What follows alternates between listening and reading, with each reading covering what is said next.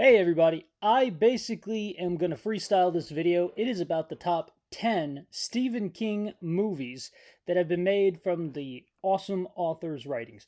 A little bit later, I'm going to do a movies misremembered for Stephen King books that weren't made into movies, and I'm just going to make up their storylines and cast. That'll be cool because they should have really started with, and we get into the list. Number 10, uh, The Gunslinger. It's it's the worst. And it's just the worst because it shows a fundamental lack and misunderstanding of the source material. They started at a time and place with the Gunslinger. I loved Idris Elba being that character, but they should have started with the drawing of the three, which is where I'm going to start, because the drawing of the three is the start of the series. It is the start of the epic. The first book is completely forgettable and avoidable. You don't need to read it. I didn't read it. I didn't read it until I was in my 20s. When I was a kid and I started with the Gunslinger series, I thought Drawing of the Three was book one. I read it. The guy wakes up on a beach. There's lobstrosities. Shit's happening, man. It's great. I love it. Phenomenal. Absolutely phenomenal. So, the Drawing of the Three is the movie that I'm going to do, Movies Misremembered, and his 10th in the list is The Gunslinger, absolute bottom. Now, number 9, I would probably put as Silver Bullet or Cycle of the Werewolf, which was the movie made from Cycle of the Werewolf. It's like Cat People. Maybe that's no, number 9 I'd put as Cat People. It's weird. Number 8 would be Cycle of the Werewolf. And it's because I don't think Stephen King is at his best when he's doing traditional monsters. I don't. I think he's at his best when he's doing his own brand of monster. Now, number 7 would probably have to be Thinner. We're getting into the better films. Ooh, no, you know what? For number 7, I'm going to say The Dark Half because I do enjoy Thinner. So, The Dark Half, number 7, it's not a bad film at all. It's pretty excellent, actually. And if you haven't seen it, it's very loyal to the source material and it spawned a TV show. Check that out. Number 6 would be Thinner. I thoroughly enjoyed it. I thought it is very loyal to the source material, very well acted, has some amazing scenes in it, and the fat suit is why it's number 6. It could be lower on the list because of the fat suit. I did not like the fat suit. I thought that was gross.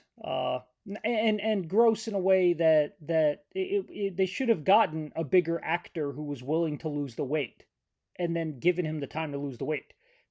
Would have been really cool actually to see this actor's journey in real time. However, they got a skinny actor and then they put him in a fat suit. That's not cool. Number 5. We're now at the pivot point. This is where they go from bad movies to flippin' awesome movies.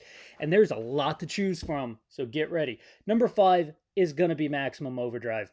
I know. We just need to say it, put it out there. It could be number 1, but it's not. It's not, but it could be.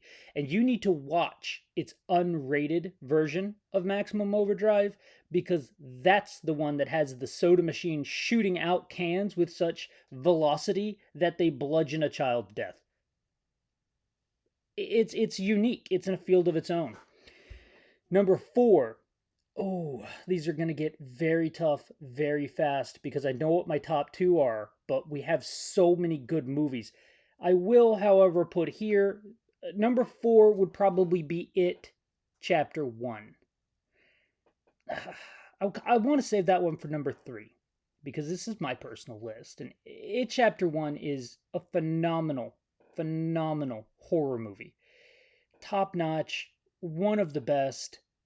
I can't argue with it whatsoever. So we're going to put that at number 3. Number 4... I have no idea. I guess I cannot remember another Stephen King movie that's better than Maximum Overdrive, but worse than It Chapter 1 and fits right there in the middle. You know what? Let's cheese this list. Let's go ahead and put Stephen King's Cell movie at number 10. Move everything up one spot. So number 4 is Maximum Overdrive. Number 3 is It Chapter 1. Thank you, brain. You came through for me once again. So, we have in 10th place, drum roll please. That's me doing a drum roll with my fingers on the desk. It's a pretty solid drum roll. Ha! 10th place, we have Cell. In 9th place, we have Cat People. In 8th place, we have Silver Bullet. Ride the Silver Bullet. No, that's Cycle of the Werewolf, Silver Bullet. That's a different movie. In 7th place, we have, did I say Dark Half? In 6th place, we have Thinner. In 5th place, we have, there's another one in there somewhere. I've forgotten. In 4th place, we have Maximum Overdrive. Oh, in 5th place, we could put the vampire movie. It wasn't that great. Oh my god, I forgot Pet Cemetery. Ooh. Tied for 10th place. In 4th place, we have Maximum Overdrive. In 3rd place, we have It Chapter 1. In 2nd, It Chapter 2 shall not be spoken about. It wasn't made. It wasn't made. In 2nd place, we have 1408. 1408 is an amazing movie. It is one of the best Stephen King translations of a film ever. It deserves its place as a horror all-timer. It's based off one of his short stories. It's absolutely phenomenal. I cannot argue with it whatsoever.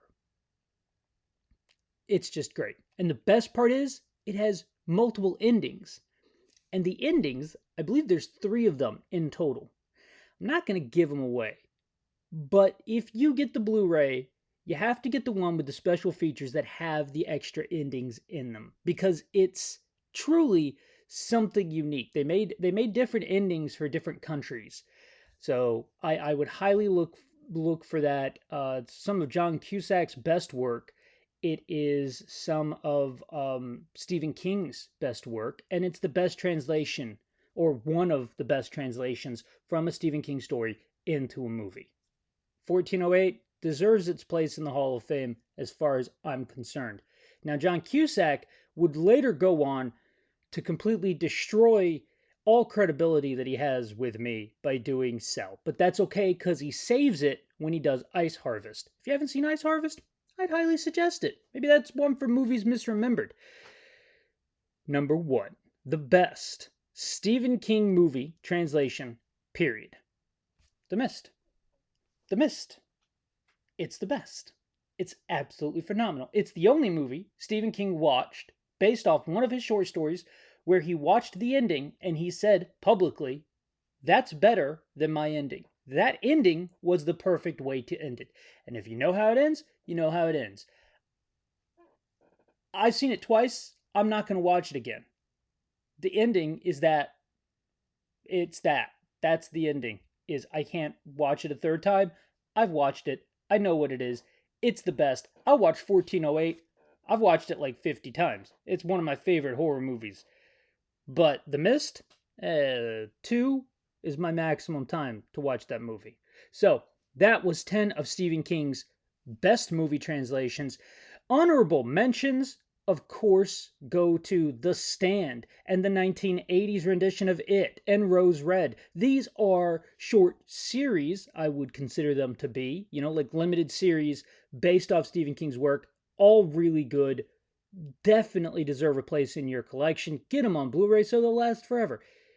Phenomenal media. Rose Red's one of those things that's it's so unique and interesting and special. It's got its time and place. It's Stephen King writing a haunted house, but sort of like the way Richard Matheson did Hell House. I should do some Richard Matheson. He's an author. He wrote I Am Legend, Hell House, a bunch of other very, very good things. So, that was the 10. Those are the 3 honorable mentions. And of course, this list will not be complete unless I basically give a full pass to Stanley Kubrick's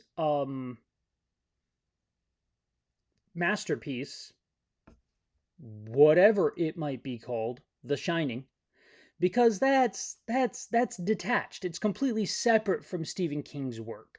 It was definitely very loyal to King's writings, but Stephen King hated the film.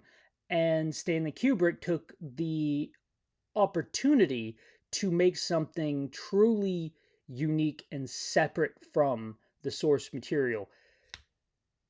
Kubrick's a genius. That work is a genius, and therefore it can't go on the list because it transcends uh, the mere mortal films that are beneath it.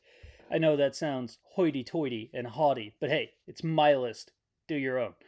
Alrighty, guys, that was 10 Stephen King films ranked in order. It was chaotic. This has been another one of my movies misremembered. If you'd like me to do the drawing of the three, I 100% will. Let me know in the description down below. Let me know in the comments down below. Like and subscribe. I don't ask you guys to do that enough. It was great to see you again, and it's good to be seen. Have a nice day.